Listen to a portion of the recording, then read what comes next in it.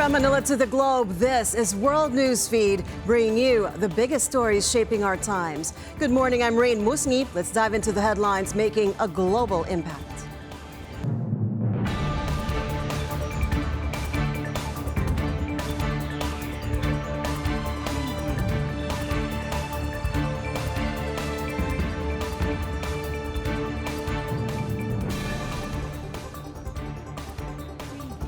We begin in the United States, where President-elect Donald Trump rejects a bipartisan plan to prevent a Christmas-time government shutdown.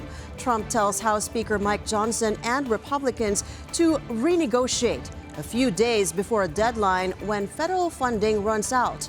Trump and his Vice President J.D. Vance slammed the bill for including what they call Democratic priorities. Trump also wants an increase in the U.S. debt limit. Congress's next steps remain unclear. Bipartisan agreement will be needed to pass any spending bill by the House of Representatives, where Republicans have a narrow majority. On to Russia, where the government said it had detained a citizen of Uzbekistan who had confessed to planting and detonating a bomb which killed Lieutenant General Igor Kirillov in Moscow. Kirillov, who was chief of Russia's nuclear, biological, and chemical protection troops, was killed outside his apartment building along with his assistant when a bomb hidden in an electric scooter went off. In a video of the confession published by the Baza news outlet, which is known to have sources in Russian law enforcement circles, the suspect said he had come to Moscow at the orders of Ukraine's intelligence services, bought an electric scooter, and then received an improvised explosive device to carry out the hit months later. He says Ukraine had offered him $100,000 for his role in the murder and residency in a European country. Russian investigators said they were identifying other people involved in the killing. Kremlin spokesman Dmitry Peskov said Ukraine is using the methods of terrorists. It is now obvious who are the instigators, who are the organizers of this terrorist act. It is reaffirmed that the Kiev regime does not shy away from using terrorist methods.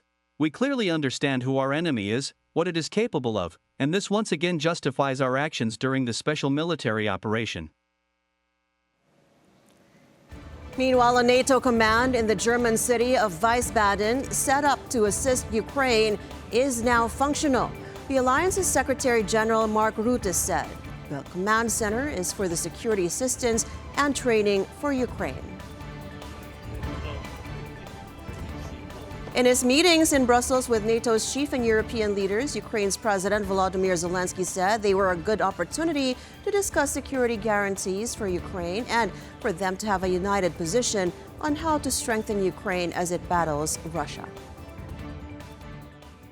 And I think it's a very good opportunity to speak about security guarantees for Ukraine for today and for tomorrow, as you said. Well, almost everything said.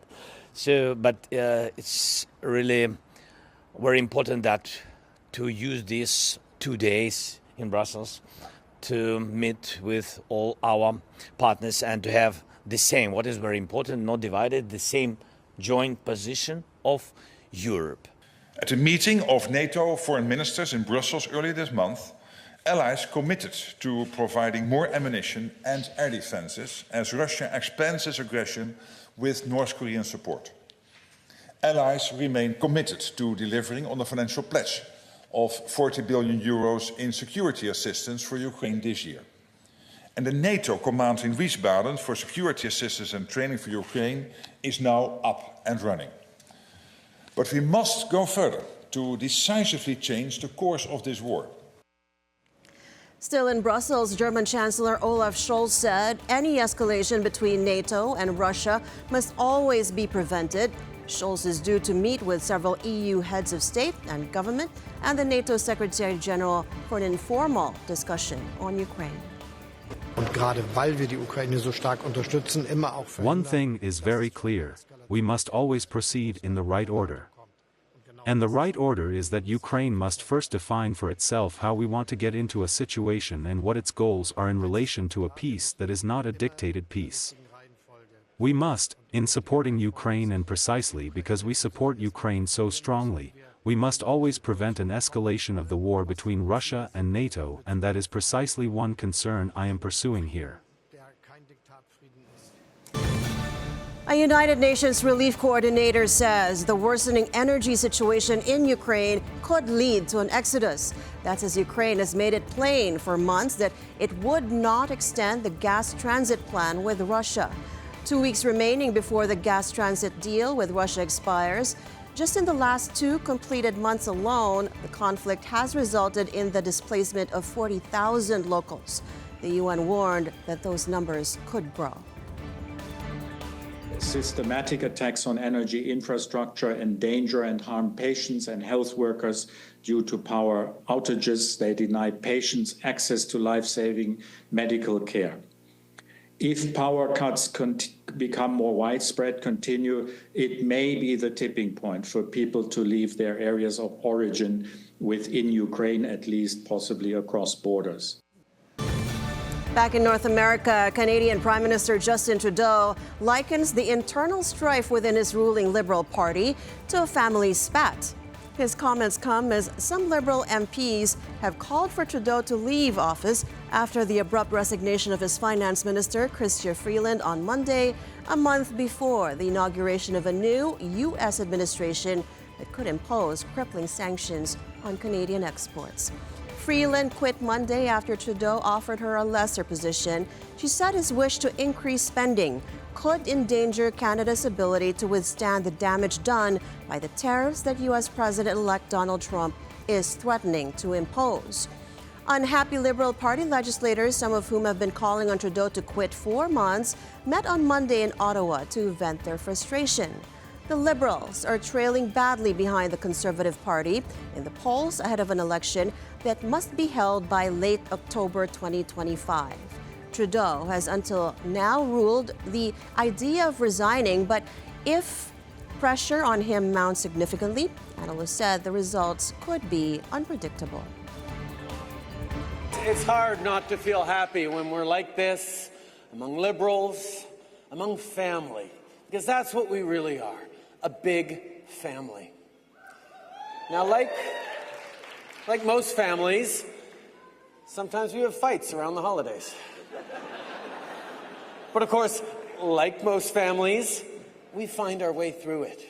As a country, we've gone through a lot these past years.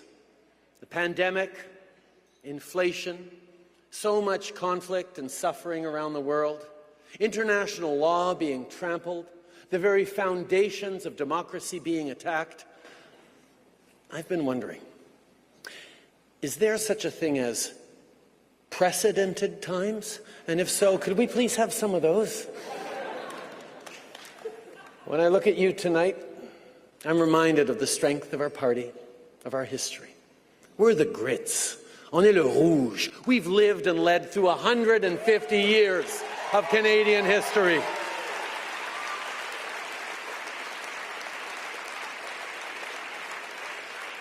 We were there for Canadians through the Spanish flu, the Great Depression, 2 world wars, the Cold War. We've seen tough times before, and we pulled through, because when we pull together, when Canadians pull together, nothing, and I mean nothing, can stop us.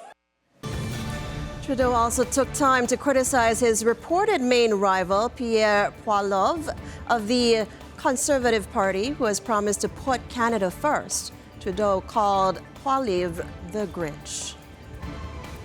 I mean, just look at their current leader. His slogans are all about cutting taxes, but put an actual tax cut on the table, and he votes against it. He voted against a tax break for Canadians over these Christmas holidays. He voted to make, when he was a minister, he voted to make life harder for unions, to make it harder for workers to organize. But today, he pretends to stand with them. But Canadians know where the Liberal Party of Canada stands. We stand for an economy that is fairer, greener, and stronger. An economy that works for everyone, not just the richest few. We stand for safer communities, free from assault-style rifles designed for battlefields. We stand for a woman's right to choose. We stand for the right to be who you are and love whom you love. On to the UK now. Researchers say new AI technology can help stroke patients determine the timing of the event and for doctors to decide if it can be effectively treated. Reuters' Lauren Anthony tells us more. What if AI could help better identify when a patient has had a stroke and whether it can be treated effectively? Researchers from 3 leading hospitals hope to utilise new software to do exactly that. Experts from Imperial College London, the Technical University of Munich and Edinburgh University believe the technology will provide faster and more accurate emergency care for patients in hospitals.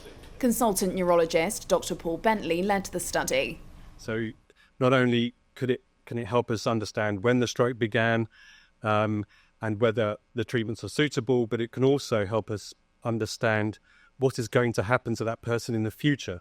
So we can understand or we can tell the patient and the relatives what's the likelihood of disability or the likelihood that they may be able to recover from the stroke.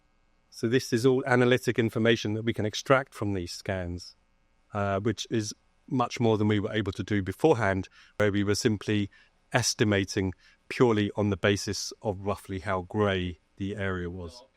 A stroke occurs when the blood supply to part of the brain is blocked or reduced, which prevents brain tissue from getting oxygen and nutrients. Brain cells then start to die quickly, so knowing the time the stroke started is very important. The AI would be able to extract that area. Standard treatments only work in the very early stages post-stroke and may otherwise cause secondary damage. But Dr. Bentley says the software has been found to be twice as accurate as the current method, which ordinarily involves a visual assessment of a brain scan by a medical professional who looks at how dark a stroke area appears on CT scans of the brain.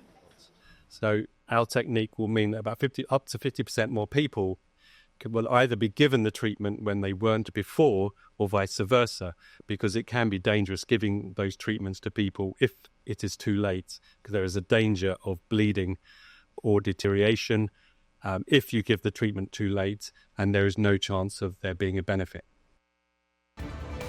We'll pause for a quick break. When we come back, an update from the Middle East on International Migrants Day. Keep it here on BNC on your World Newsfeed.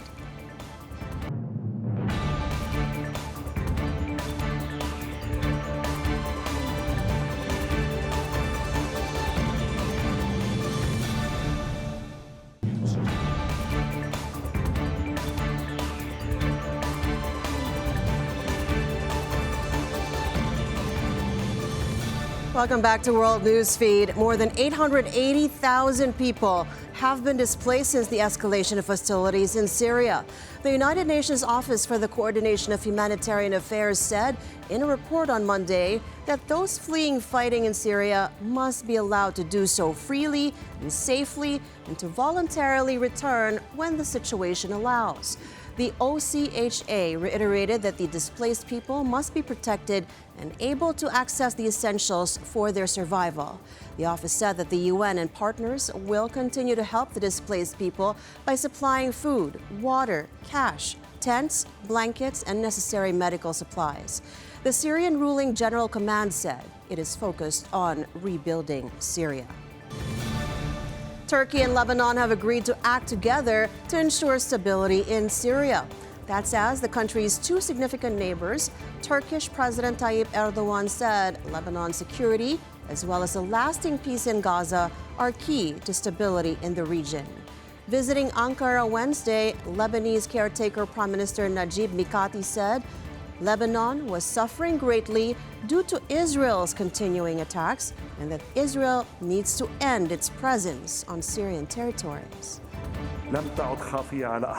Our country has suffered and is still suffering greatly as a result of the Israeli aggression against it, which has left for months human, economic, financial, social and environmental repercussions that are no longer hidden from anyone. This aggression is continuing. It is continuing unfortunately directly militarily through the daily violations carried out by the Israeli enemy, and this is in violation of the commitment paper for the ceasefire. Syria is witnessing an Israeli occupation of part of its land, and we must exert strong pressure to end it immediately. We also wish the brotherly Syrian people freedom and stability, and we emphasize the unity of Syria and its people and its complete sovereignty over its land. This is not the first attack by Israel on Lebanon. In the past, Lebanon has been subject to such harassment. At the point we have come to, everyone should see this. Lebanon's security cannot be evaluated separately from the region's stability. Without ensuring a ceasefire and a lasting peace in Gaza, our region cannot know calm. In Lebanon, lights, music, and Christmas decorations lit up spirits in Beirut as the holiday season gets into gear. Only weeks after a ceasefire into the 14-month conflict took effect on November 27, people of the predominantly Arabic country gathered at Christmas markets to bring back some comfort and joy. The Israeli army said it was targeting Hezbollah when it went on the offensive in September, but many civilians were also affected. The Lebanese Health Ministry reports almost 4,000 people were killed during hostilities between Hezbollah and Israel before a ceasefire was reached. A World Bank report estimates the cost of physical damage and economic loss due to the conflict in Lebanon at $8.5 billion. This year, despite all the difficult circumstances, challenges, the situation that Lebanon was in, and the war that was going on, we decided that despite everything, we want to celebrate because we are a people that life and joy suit them. The Christmas market in Byblos is aimed to gather all the Lebanese, give them a breather so they can celebrate the season with joy and peace. As you can see, from all factions have gathered here, we are all one people united in joy and peace. We hope that this year will be a year of hope to everyone. The Lebanese people is used to going through crises, the dollar crisis, the revolution, the fuel, and other. We are always overcoming these problems, before closing the page and starting a new one. God willing, we wish blessings for everyone. May these holidays be full of blessings and love for all people. In another crisis, South Korea's impeached President Yoon Suk-yeol skipped questioning by a joint investigation team on Wednesday, increasing the risk of his arrest. SBS reports Yoon did not appear for a scheduled questioning by the joint team, which consists of the Defense Ministry, police, and an anti-corruption investigative body.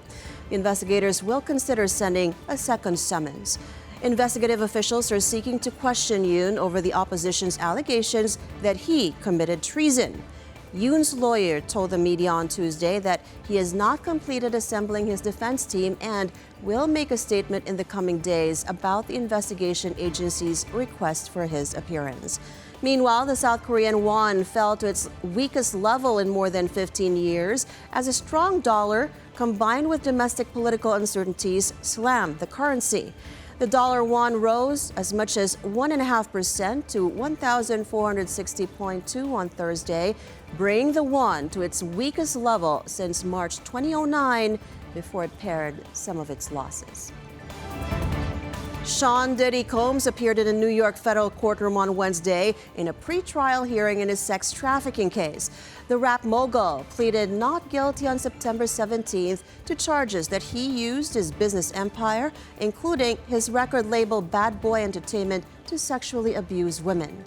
Prosecutors said the abuse included having women take part in recorded sexual performances called freak-offs, while male sex workers who were sometimes transported across state lines.